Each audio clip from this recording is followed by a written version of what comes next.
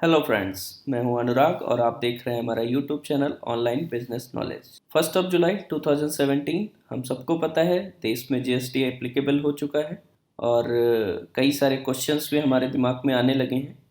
इस वीडियो में मैं आपकी हेल्प करूंगा कि कैसे GSTR1 फाइल करना है या हमें रिटर्न कैसे फाइल करना है। उसके लिए आए हैं आप सीधे gst.gov.in की वेबसाइट पे जाइए। ये डाउनलोड कैटेगरी पे क्लिक कीजिए, ऑफलाइन यूटिलिटीज़ में जाइए, रिटर्न्स ऑफलाइन यूटिलिटी पे क्लिक कीजिए। नया पेज ओपन होगा। राइट में आप देख सकते हैं एक डाउनलोड लिंक दी हुई है, इस पर क्लिक करना है और प्रोसीड कर देना है।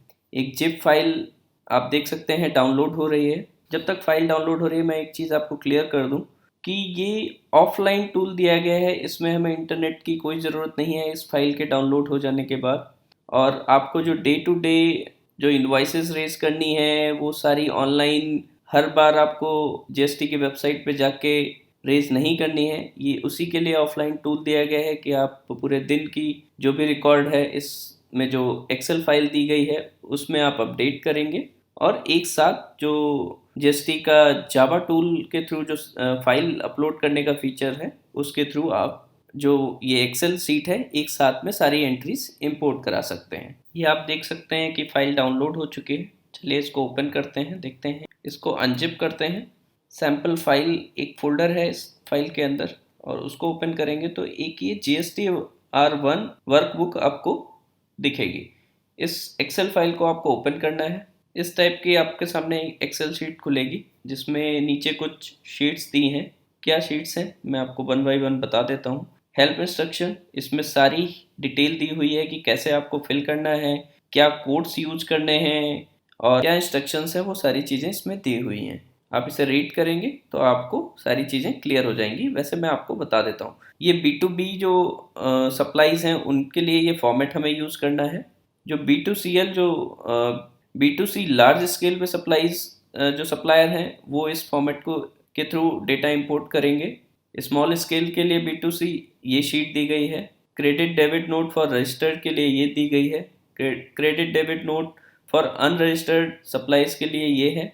एक्सपोर्ट अगर कोई गुड्स किए गए हैं उसकी कैसे आपको रिटर्न फाइल करनी है वो इस फॉर्मेट में फिल की जाएंगी।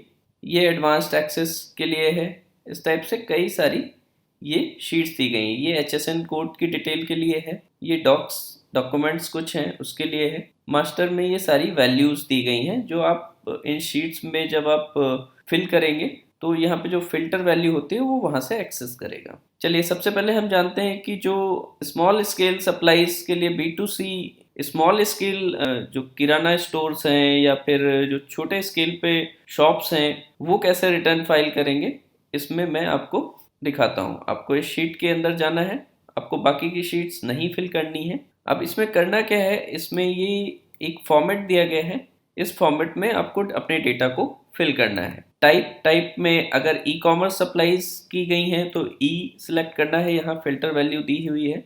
अगर आपने other than e commerce supplies की है तो उसमें OE सिलेक्ट करेंगे।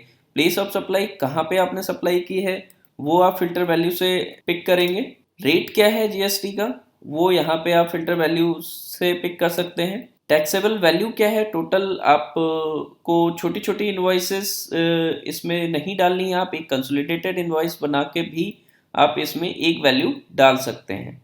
सेस अमाउंट डालना है। अगर ई कॉमर्स आपने टाइप सेलेक्ट किया है तो यहाँ पे आपको उसका GSTIN नंबर मेंशन करना मैंडेटरी है। अगर other than e commerce supply है तो ये आप ब्लैंक छोड़ सकते हैं। तो इस टाइप से आप डेटा फिल करेंगे और इसको इंपोर्ट कर देंगे GST की वेबसाइट पे जावा टूल की हेल्प से। अब हम जानते हैं कि जो B2B सप्लायर्स हैं वो कैसे इस शीट को फिल करेंगे। उनके लिए कुछ फील्ड्स एक्स्ट्रा हैं। जैसे यहाँ पे आपको रिसिपेंट का GSTIN नंबर जो है वो आपको देना है। इनवॉइस नंबर भी आपको यहाँ पे मेंशन करना है। इनवॉइस डेट मेंशन करनी है। इनवॉइस वैल्यू क्या थी वो मेंशन करना है। Place of supply, reverse charges का केस अगर है तो आप टैक्स की लायबिलिटी आप पे आती है तो आपको यस करना है। अगर इनवॉइस पे टैक्स लायबिलिटी आपकी नहीं है तो यहाँ पे नो मेंशन करना है। इनवॉइस टाइप क्या है वो आपको यहाँ फिल्टर वैल्यू से आप सारी चीज़ें पिक कर सकते हैं। ई कॉमर्स के केस में जैसे कि बताया कि यहाँ पे भी आपको GSTIN नंबर मेंशन करना ज़रूरी है।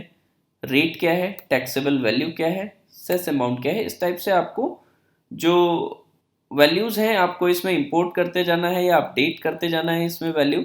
और जब ये आपको रिटर्न फाइल करनी है तो ये पूरी शीट आपको जावा टूल की हेल्प से इंपोर्ट कर देना है GST की वेबसाइट पे। बस इतना ही करना है।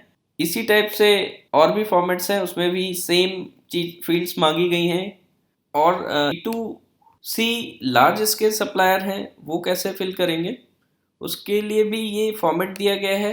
आपको कुछ नहीं करना है इसमें, बस अपनी वैल्यूज़ फिल करनी है, इनवॉइस नंबर डालना है, इनवॉइस डेट डालनी है, इनवॉइस वैल्यू क्या है वो आपको मेंशन करनी है, place of supply filter value से आपको किस स्टेट में आपने सप्लाई की है वो मेंशन करना है, रेट क्या है, टैक्स रेट क्या है वो आपको फिल्टर वैल्यू से आप पिक कर सकते हैं, टैक्सेबल वैल्यू हो गई, cess amount and GSTIN number for e commerce cases. Same ये credit debit note for registered के लिए शीट दी गई है, ये for credit debit note for unregistered जो सप्लायर हैं उनके लिए दिया गया है।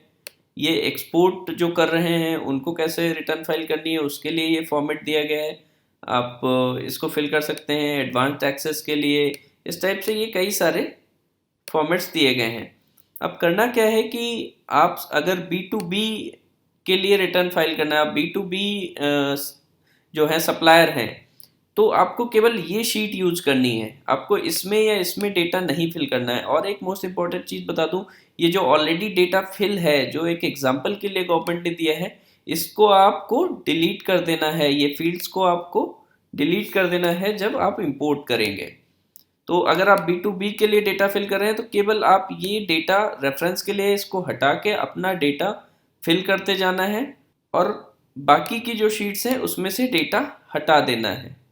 तो इस टाइप से आप इंपोर्ट कर सकते हैं जो भी आपको फॉर्मेट में डेटा फिल करना है, जो भी शीट में आपको डेटा फिल करना है, तो इसमें फिल करके। और जो जैसा कि मैंने बताया कि जो GST वेबसाइट है वो जावा टूल को सपोर्ट करती है, तो जावा टूल की हेल्प की से आप इसको इंपोर्ट कर देंगे GST की वेबसाइट में इन वन गो, आपको बार बार नहीं करना है। डेटा अपना फिल कर देंगे, उसके बाद आपको क्या करना है, इस फाइल को सेव करना है और इसको डे टू डे आप मान के चलिए जितनी एंट्री आप सेव करते जा रहे हैं, इसमें अपडेट करते जा रहे हैं, आप इस फाइल को सेव करते चलिए, जिससे क्या है कि आपका डेटा लॉस नहीं होगा और जब इंपोर्ट करना होगा तो आपके पास एक्चुअल डेटा पूरा कंप्लीट डेटा होगा।